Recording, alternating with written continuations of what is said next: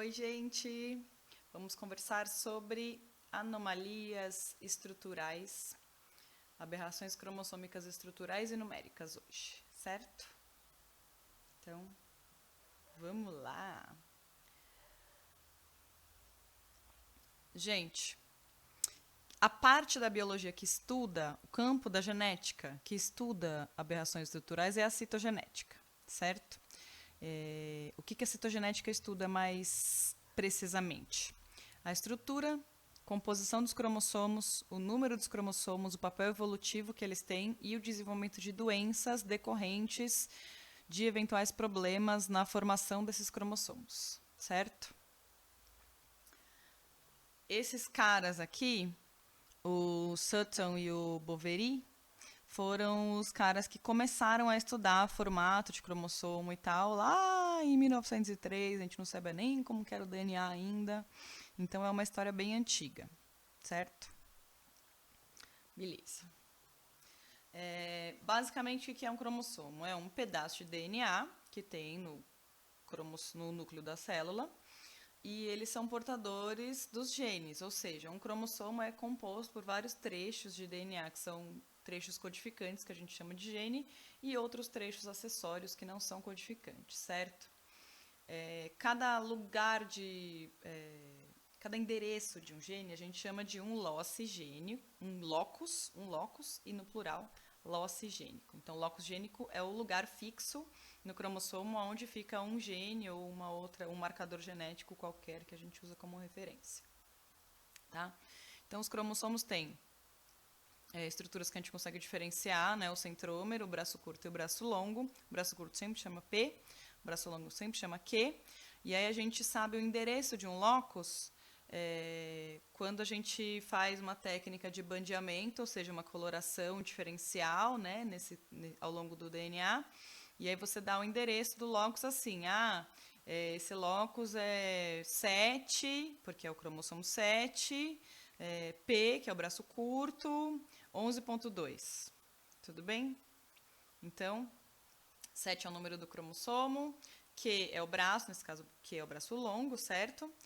31, região 3, banda 1, subbanda 2, 31.2. Então, eu sei exatamente aonde que fica aquele marcador ou aquele gene que eu estou querendo estudar naquele momento, certo? Principais amostras que a gente utiliza para análise cromossômica: sangue, medula óssea. Está vendo que ele está fazendo uma punção dentro da bacia da pessoa aí, está coletando dentro dos ossos grandes da bacia, medula óssea vermelha. Punção de pele, quando a gente tem, por exemplo, uma pinta ou alguma coisa, aí a gente faz uma biópsia para saber qual que é o lance ali daquela mancha, se ela é um câncer, se não é. Amostra de placenta, amostra do líquido amniótico propriamente, tumores internos ou externos ou qualquer outro tipo de tecido que contenha DNA, certo? Beleza. O que a gente consegue... com base em que a gente solicita um estudo de um cariótipo, ou seja, com base no que um médico ou um geneticista ou alguém vai solicitar um estudo, um pediatra vai solicitar um estudo dos cromossomos daquela pessoa, ou seja, por que eu preciso investigar o formato, a quantidade, se está tudo bem com os cromossomos, que é o cariótipo, né? Alteração de crescimento ou desenvolvimento do indivíduo. O indivíduo nasce morto ou ele apresenta óbito logo depois de nascer. Infertilidade de uma pessoa ou abortos recorrentes no caso de uma mulher. Uma neoplasia, a gente vai fazer cariótipo de cada tecido para ver se está tudo bem. Um câncer, né? Neoplasia câncer. História familiar positiva de cromossomopatia, ou seja, tenho casos de cromossomopatia na minha família, pessoas que têm aberrações cromossômicas, e aí eu preciso investigar se eu tenho ou não. E gestações em mulheres com idades superiores a 35 anos, porque a probabilidade de não disjunção aumenta muito a partir dessa idade por conta da ovulogênese, do modo como a ovulogênese funciona, né? Beleza. Então, a gente tem tipos diferentes de anomalias cromossômicas.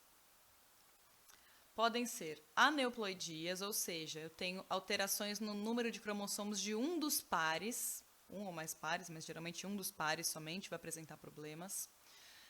Então, eu vou ter uma trissomia, então, em vez de um par de cromossomos, eu tenho um trio de cromossomos. Eu vou ter uma monossomia, então, em vez de ter um par de cromossomos, eu tenho só um cromossomo. Ou uma tetrassomia, ou seja, eu tenho 4 cromossomos em vez de só 2 em um determinado cromossomo, em vez de ter 2 cópias, eu tenho 4 cópias. Tá? Então, são aneuploidias, alterações de números cromossômicos, mas não do número total de cromossomos, certo? Quando é uma euploidia, a gente tá citando aqui poliploidia na imagem. Quando é uma euploidia, é uma alteração do número N, tá? Isso tanto pode ser um problema, uma decorrência de um erro na fecundação, alguma coisa assim, como também pode ser, em outras espécies, no caso das abelhas, por exemplo, uma coisa típica, tá? Então, em a Apis mellifera, que é essa abelha que a gente usa, Europa africanizada, a gente observa que as fêmeas são 2N, ou seja, as fêmeas são diploides e os machos são haploides. Então, ocorre, típico da espécie já ter uma alteração do número cromossômico. Então, as fêmeas são consideradas poliploides e os machos são haploides, certo? Vamos ver. Uma anomalia estrutural é quando eu tenho translocações, alterações no formato dos cromossomos em si, mas não o número de cromossomos está alterado. Então, uma translocação recíproca, quando 2 cromossomos trocam trechos entre si. Uma translocação robertsoniana, a gente vai ver lá no final como funciona isso. Eu tenho quase um cromossomo inteiro associado a um cromossomo. Então, isso vai acarretar uma síndrome decorrente de o que quer que seja aquele cromossomo extra que está ali. Uma deleção, falta um pedaço de um cromossomo. Uma inversão, uma parte do cromossomo está trocada no meio dele. Uma duplicação, eu tenho um trecho, um dos trechos do cromossomo está aparecendo 2 vezes naquele cromossomo. Uma inserção, que é quando um cromossomo fica inserido em outro, um trecho de um cromossomo fica inserido em outro. Cromossomo em anel, quando em vez de ele ser um filamento, ele é fechadinho assim. Isso é uma coisa que nem ocorre em humanos, porque não dá certo depois na hora de fazer mitose. E um isocromossomo, que é quando o cromossomo está pareado assim, em vez dele separar assim, ele separa os braços P para um lado e os braços Q para o outro. Então, para cada lado do centrômero, eu vou ter os mesmos locos. Certo? Então, tá. Vamos conversar sobre aneuploidias, ou seja, alteração do número de cromossomos de um dos pares, tá? Isso acontece por quê? Por que acontece uma aneuploidia? Porque acontece uma não disjunção. No momento da formação do gameta, geralmente, quando a aneuploidia afeta o indivíduo inteiro, todas as células dele têm aneuploidia, é porque eu tenho uma não disjunção ou dos cromossomos homólogos, então na meiose 1, ou das cromátides irmãs, então na meiose 2. Tudo bem? Vamos ver os desenhinhos. Então tá, ó. Nesse diagrama, a gente está vendo uma não disjunção que aconteceu na meiose 1. Então, na meiose 1, o parzinho roxo aqui, no par maior, perdão, o cromossomo roxo e o verde não se separaram, permaneceram juntos, certo? Então, a célula filha que está na parte superior da tela ficou com o cromossomo supranumerário e duplicado. E aí, na parte inferior, a célula ficou só com um cromossomo, em vez de ter 2 cromossomos, ela ficou com um cromossomo só. Consequentemente, o que vai acontecer? Eu vou formar gameta, na meiose 2 eu vou separar normalmente as cromátides irmãs, e aí eu vou formar gametas aqui, ó, metade dos gametas decorrentes dessa única não disjunção, certo? Então, metade das células filhas da meiose vai ter um cromossomo supranumerário, então N mais 1, certo? Se fosse, por exemplo, um humano, seriam gametas com 24 cromossomos em vez de 23, que é o número N. E aqui embaixo, células filhas com o número alterado N-1, ou seja, se fosse em gametas humanos, essas células aqui teriam 22 cromossomos em vez de ter 23. Tá? Então, aneuploidia por não disjunção na meiose 1. Então, eu estou vendo aqui nessa linha os espermatozoides formados, tá vendo que no lado de cá, ó, eles não receberam aquele determinado cromossomo daquele par, e aqui eles receberam 2 cópias em vez de receber uma só. Aí tá fecundando ócitos que são normais, consequentemente eu vou ter, se essas daqui fecundarem, cromossomos com trissomia, indivíduos zigotos, né, com trissomias, ou seja, com o número 2N e mais um cromossomo supranumerário. Seriam pessoas com 47 cromossomos se fossem pessoas, se fossem humanos. E aqui, se fecundar com esse daqui, faltando o cromossomo daquele determinado par, só vai ficar com o par que veio da mãe, o cromossomo que veio da mãe, em vez de ficar um par, então fica com uma monossomia. Aqui, ó, indivíduos com número 2N menos 1, ou seja, em vez de ser 46 cromossomos na espécie humana, 45. Estou sempre citando humano porque é o número que a gente vê com mais frequência, mas pode ser para qualquer outro indivíduo. Qualquer outra espécie também pode sofrer não disjunções na meiose e, consequentemente, ter aneuploidias. Certo? Então, olha lá. Esperma aneuploídico fecundou um ovo normal, vai gerar um indivíduo, um zigoto aneuploídico, evidentemente, certo? Certo. Quando ocorre não disjunção na meiose 2, olha só, o que vai acontecer? Eu vou ter um só dos K, na verdade, metade vai ser alterado aqui e a outra metade não. Então, se a não disjunção acontece na meiose 1, eu vou ter todo mundo aqui, todos os potenciais zigotos alterados. Metade era monossômico, lembra? E metade trissômico. Nesse caso, eu tenho 2 caras euploides, ou seja, número normal, então metade dos bebês vai nascer, dos potenciais zigotos, estou falando, né? Nasceriam ok, sem problema nenhum, sem nenhuma alteração, e metade alterado, sendo que um deles com um cromossomo faltando e outro com um cromossomo sobrando. Beleza. Também pode acontecer não disjunção no momento da mitose. Então, por exemplo, já formei o indivíduo, ele já está lá com as contagens todas certinhas, foi formado por gametas euploídicos normais, o zigoto era euploídico normal, porém, o que vai acontecer? Ao longo do desenvolvimento, em algum momento, acontece um erro de não disjunção em uma mitose. Consequentemente, parte das células daquele indivíduo vão ser células alteradas. Essa alteração pode acarretar morte de parte das células ou não.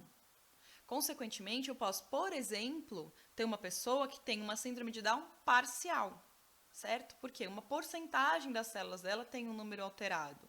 Uma porcentagem das células é aneuploide e a outra porcentagem é euploide normal. Consequentemente, eu tenho um nível menos nocivo de desenvolvimento. No caso das pessoas com síndrome de Down, a alteração não é tão notável. Agora, no caso de uma pessoa com síndrome de Edwards, por exemplo, que é muito mais complicada porque o cromossomo é maior, tem muito mais genes ativos, de repente é uma pessoa que tem um tempo de vida, uma expectativa de vida bem maior do que uma pessoa com síndrome de Edwards em todas as suas células. Certo? A gente vai conversar sobre a síndrome de Edwards já, tá bom? Então tá. Monossomia, então. É quando eu só tenho um dos cromossomos do par, não tenho os dois. Em humanos, o único caso de monossomia que funciona, que dá resultado de nascer uma pessoa e ela crescer e ir pra frente e tal, é 45X, síndrome de Turner. Então, a pessoa não tem o Y. Se ela não tem o Y, ela é mulher, certo? Porém, ela não tem os 2 cromossomos do par sexual, ela só tem um. Tudo bem? De uma forma geral, não vai acarretar nenhum problema de desenvolvimento cognitivo e nenhuma outra coisa semelhante, porque normalmente nas células de uma mulher, um dos cromossomos X fica praticamente inteiro condensado. Então, aonde que vai fazer diferença isso? Aquele pequeno pedacinho do X que permaneceria ativo, que não estaria condensado em todas as células, ele vai fazer falta na parte reprodutiva. Tudo bem? Algumas alterações aí de fenótipo, que são regularmente repetidas nas pessoas, e a pessoa fica levemente baixa. Então, a gente consegue ver aqui, ó, fica um pouquinho mais, com a estatura um pouquinho menor do que o normal. A gente pode ver aqui, ó, no par sexual, não tem o Y e tem um X só. Então, essas pessoas são pessoas com síndrome de Turner. Se não for tratada a síndrome de Turner, a pessoa vai ser assim, ó, ela vai ter um corpo infantilizado e o pescoço mais largo do que o normal, o pescoço alado. Lembrando que esses são casos de livro, então são exageradas as características fenotípicas. Muitas vezes a pessoa cresce, se ela faz tratamento, você não consegue diferenciar visualmente uma mulher Turner de uma mulher normal, tudo bem? Então, coisas que a gente consegue perceber se não há tratamento. Estatura baixa, pescoço alado, geralmente elas são estéreis, não conseguem produzir óvulos, tem uma tendência à obesidade e problemas cardíacos. Como que a gente faz para tratar? Hormônio do crescimento e para desenvolver características secundárias, estrógeno. A pessoa vai tomar uma suplementação de hormônio como se ela estivesse tomando um contraceptivo. A incidência não é muito alta, é 1 a cada 5.000 meninas aproximadamente. Fazendo o tratamento, fenotipicamente vai ser uma pessoa normal, cognitivamente vai ser uma pessoa normal, e ela vai ter que lidar com uma eventual tendência à obesidade, alguma outra coisa, como todas as outras pessoas da população têm que lidar com seus problemas genéticos congênitos. Certo? Trissomias que a gente observa em humanos, tá? Então tá, trissomia do 21, síndrome de Down, trissomia do 18, que é síndrome de Edwards, trissomia do 13, síndrome de Patau, do 8, de Varkani. Geralmente, pessoas com síndrome de Varkani não sobrevivem muito tempo, só se for em caso de mosaico, ou seja, parte das células é trissomia do 8 e parte não é. Trissomia do X, chama-se síndrome do triplo X. Klinefelter, que é XXY, então 47XXY, tem um X para numerário, ou um Y, enfim. E síndrome do duplo Y, ou síndrome de Jacobs. Lembrando que eu posso chamar de duplo Y, mas não dá para sobreviver um humano sem o X, tá? Então, preciso de pelo menos um X para um humano sobreviver, certo? Beleza.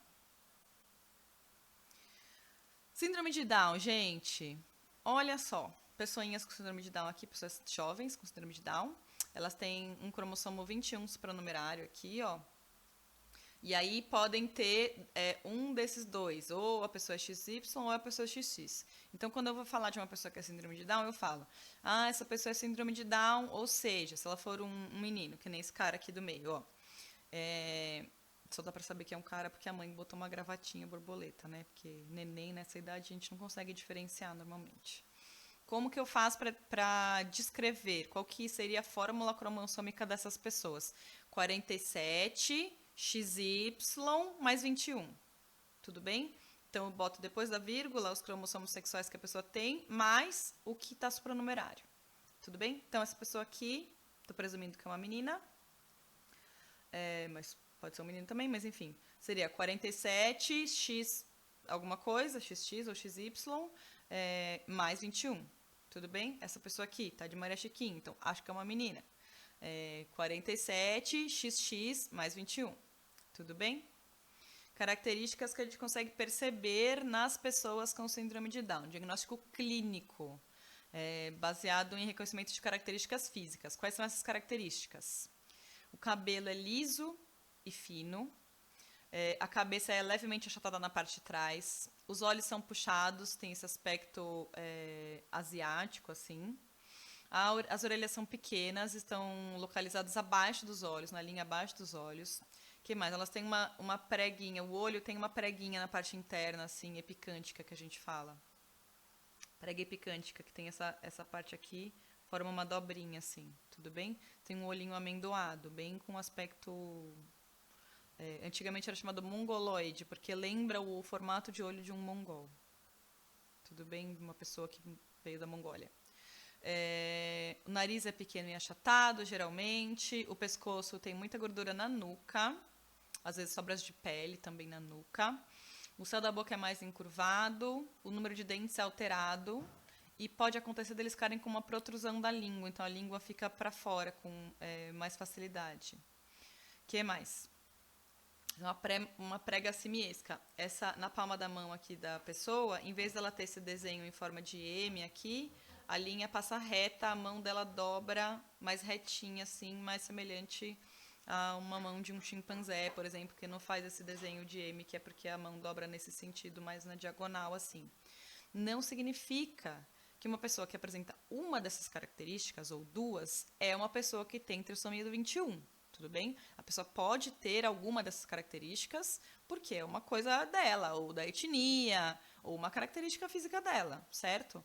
Porém, quando você observa um conjunto aí de 5, 6, 7 dessas características, solicita-se normalmente o cariótipo para analisar se essa pessoa é uma pessoa com um cariótipo alterado, ou seja, com um número cromossômico diferente. O que mais? Eles são hipotônicos, têm um menor nível de contração muscular normalmente, e os pés são bem separados, o dedão do primeiro dedo do pé são mais separadinhos assim. Também tem um espaço maior ali onde encaixou o chinelo de dedo. Beleza. Também pode acontecer síndrome de Down, em vez de ser uma trissomia do 21, também pode acontecer se ocorrer uma translocação robertsoniana. Lembra que eu falei para vocês que eu ia explicar o que era? É o seguinte, ó. Em vez de ter um cromossomo 21 a mais no par 21 aqui, eu tenho um cromossomo 21 colado em algum outro cromossomo. Pode ser no 13, no 14, no 15.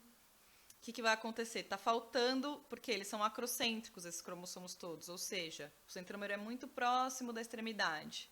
E aí, consequentemente, pode acontecer de ficar colado ali um 21 supranumerário em algum dos outros cromossomos, 13, 14 ou 15, ou no 22 também.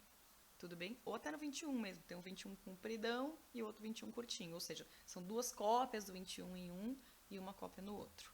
Então, a pessoa vai ter todas as características físicas alteradas típicas da síndrome de Down, que não são só externas. As pessoas têm tendências a problemas cardíacos, tendência a problemas respiratórios, um maior índice de ateroma, de placas de colesterol, obstruindo as artérias e tal. Síndrome de Edwards. As pessoas que têm síndrome de Edwards, é a trissomia do 18 aqui, ó, trissomia do 18. As pessoas que têm síndrome de Edwards, elas têm uma série de alterações físicas bem complicadas e uma expectativa de vida bem mais curta que o normal. A gente consegue observar aqui problemas oculares, as orelhas muito pequenas com implantação baixa. É muito comum o palato ser muito abaulado ou até fendido, ou seja, nasce com uma abertura no céu da boca que comunica a cavidade nasal com a cavidade oral. Lábio leporino é muito frequente, ou seja, não forma essa costura aqui. Por quê, gente? Acontecem essas malformações faciais, geralmente associadas com as síndromes cromossômicas. Porque o rosto é uma das últimas coisas que forma no momento dos dobramentos embrionários. Uma das últimas coisas que forma é essa prega do rosto que vai dobrar e fechar. Consequentemente, se isso demora para acontecer, a ponte nasal baixa, os olhos muito distantes, as orelhas muito baixas, tudo isso é consequência dessa demora no fechamento do rosto. Consequentemente, o lábio pode ficar aberto, o palato pode ficar aberto, pode faltar dente, por causa desse atraso na formação facial. Defeitos oculares são comuns. Aqui a zona occipital, que é essa parte aqui de trás, é muito saltada em pessoas que têm Edwards. O externo é curto, então problemas respiratórios. A mão deles fecha numa forma característica, então a mãozinha do neném sempre fecha nesse formato assim, o dedinho e o indicador cobrindo os outros dois dedos. Os pés são virados para fora e o calcanhar é muito desenvolvido, saliente, saltado. Ficam arqueados os dedos, um monte de características. As unhas são fracas, malformação cardíaca acentuada, muitas vezes tem que fazer cirurgia de peito aberto no neném recém-nascido. Problemas renais, problemas no aparelho reprodutor. Muito, muito difícil uma pessoa com síndrome de Edwards chegar na idade reprodutiva, mas enfim, esses problemas são observados no fenótipo. Tudo bem? Trissomia do 13 agora, vamos conversar sobre a trissomia do 13, síndrome de Patot, vários jeitos de pronunciar aí. Malformações graves do sistema nervoso central. Gente, quanto maior for o cromossomo, olha o 18, não é tão grande, né? Quanto maior for o cromossomo, provavelmente maior vai ser o problema acarretado por um excesso de informação genética, né? Então, quando a pessoa tem uma trissomia do 13, morre ainda mais cedo do que a pessoa que tem síndrome de Edwards, tá? Muito difícil uma pessoa passar de 1 ano de idade quando ela tem trissomia do 13. Edwards é muito difícil de passar de 3 anos de idade, muito difícil. Olha lá, trissomia do 13, então um 13 supranumerário. Malformações graves do sistema nervoso central, déficit cognitivo muito severo, meninos podem os testículos não descer, então ser criptorquídicos, meninas podem ocorrer alterações no útero e nos ovários, os rins vão ser policísticos, então, cistos nos rins são típicos, fenda labial quase sempre é aberto o palato e o lábio leporino, malformação das mãos e defeitos na formação dos olhos ou ausência dos olhos, tá? Então, síndrome de Warkani. Essa pessoa aqui, esse neném, ele tem trissomia do 8. Eu falei para vocês que é muito raro sobreviver. Nesse caso, essa pessoa tinha uma síndrome do 8, trissomia do 8 parcial. Então, a trissomia do 8 em mosaico é definida pela presença de 3 cópias do 8 em algumas células, não em todas as células. Se você for em todas as células, geralmente não nasce. Tem um formato facial muito alterado, ligeiro atraso mental, anomalias das articulações, problemas cardíacos, problemas esqueléticos, problemas urinários, um monte de problema de saúde decorrente dessa síndrome. A incidência anual é baixa e é mais frequente em sexo masculino do que no sexo feminino. Triplo X. Triplo X, gente, olha lá. São pessoas que têm 3X. São mulheres, meninas, que têm 3 cromossomos X. Características físicas. Geralmente elas são mais altas do que o normal e têm um leve atraso cognitivo. Então, aquela amiga autona boba, de repente, pode ser que ela seja uma pessoa triplo X. Pregas verticais que possam cobrir os cantos internos. Então, a preguinha epicântica, que também é observada nas pessoas que têm síndrome de Down. Então, a gente pode reparar aqui, ó, que os olhinhos são semelhantes aos olhos das pessoas com síndrome de Down. Um leve atraso no desenvolvimento da fala e da linguagem. Um pouco de hipotonia também, a musculatura um pouco mais fraca, não é não apresenta tanta tonicidade. Apresentam clinodactilia, os dedinhos são curvinhos assim. Problemas de saúde mental são muito frequentemente associados, epilepsia ou outros problemas semelhantes e atraso cognitivo, como eu falei. Falência ovariana, anormalidades no ovário, constipação e dores abdominais frequentes e dores nos olhos. São características típicas das pessoas que são triplo X. Não é tão severo uma pessoa ser triplo X quanto uma pessoa ter, por exemplo, o Edwards ou, sei lá, outro 13, que é um cromossomo grande. O X é um cromossomo muito grande. Mas, olha lá, é um cromossomo bem grandão, tá vendo? Geralmente, quando a gente não consegue identificar o X por bandeamento, a gente confunde ele ou com o cromossomo 8 ou 9 por causa do tamanho, é bem grande. Mas, como eu disse, os cromossomos X supranumerários, então, além de um permanece plenamente ativo e o outro fica quase inteiro condensado. Se eu tiver 2 supranumerários, eles vão ficar os 2 condensados. Então, consequentemente, as alterações fenotípicas não são tão grandes. Tudo bem? Síndrome de Klinefelter. Gente, Klinefelter são pessoas que têm 2X e um Y. É um cara. É um cara. Por que é um cara? Porque... Opa, peraí. Por que é um cara? Porque o que determina a pessoa ser do sexo masculino ou do sexo feminino na espécie humana? Tem Y, é homem. Não tem Y, é mulher. Tudo bem? Todo mundo precisa de X? Então, se eu tiver o Y, eu vou ser do sexo masculino. Se eu não tiver o Y, eu vou ser do sexo feminino. Consequentemente, as pessoas que são XXY, 47, XXY, ou seja, Klinefelter, são pessoas do sexo masculino. Tudo bem? Coisas que eu consigo observar. Calvície frontal ausente, ou seja, não ficam carecas. Fraco crescimento de barba, todos os pelos vão ter um aspecto mais feminilizado. Então, eu não vou ter, geralmente, pessoas que são Klinefelter peludonas, tudo bem? Vão ter pelos pubianos, vão ter pelos nas axilas, mas é isso. Não vão ter pelo no peito, nas costas, nas pernas, muito engrossados, como acontece na maior parte dos homens, tá? Pode acontecer do quadril ter aquele reposicionamento decorrente da diferenciação sexual secundária feminina. Vai ter desenvolvimento de mama, então a gente chama de ginecomastia, quando é uma mama feminina numa pessoa masculina. Enfim. Quando a pessoa... esse cara aqui é nadador. Ele é nadador, de alta performance, e ele é Klinefelter. Ele é beneficiado pela Klinefelter nesse caso. Por quê?